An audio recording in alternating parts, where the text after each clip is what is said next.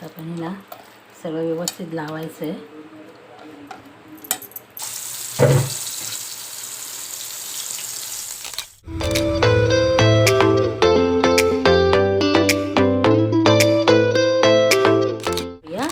त्याच्यामध्ये ही खापरी पापलेट आहे, 3 होती. मी डोकी सार केलं आणि आता ही आहेत ना मधल्या पोळी, त्याला आपण आता फ्राय करूया. ते आलं लसूण टाकलं, धना पावडर, हळद पावडर, मध्ये आपण ना मिरची पावडर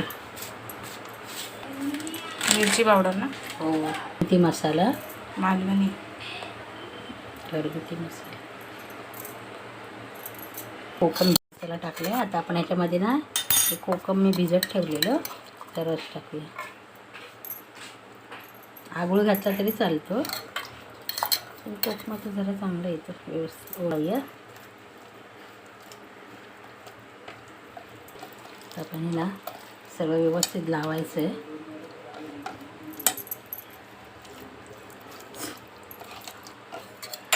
लावली अशी तरी चालते, आंबटपणा येईल व्यवस्थित. व्यवस्थित असं लावून ठेवायचं, अर्धा तास तरी ठेवायचं लावून. मग चांगलं आतमधून मीठ मसाला सगळा लागतो. त्याच्यामध्ये मिरचीचं वाटण घातलं तरी चालतं, सुक्या मिरचीचं, धणे लसूण वगैरे करून करतो ना आपण, तिरपळ वगैरे घालून करतो ना वाटण, ते पण चालतं आणि असं पण चालतं, चांगले लागतं.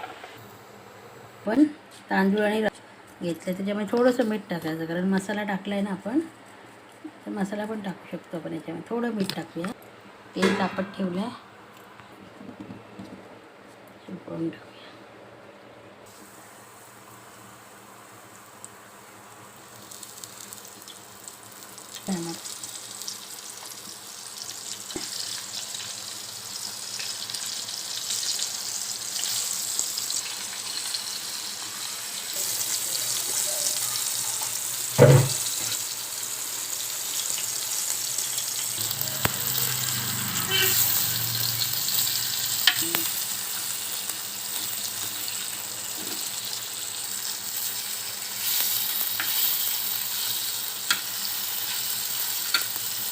आली आहे.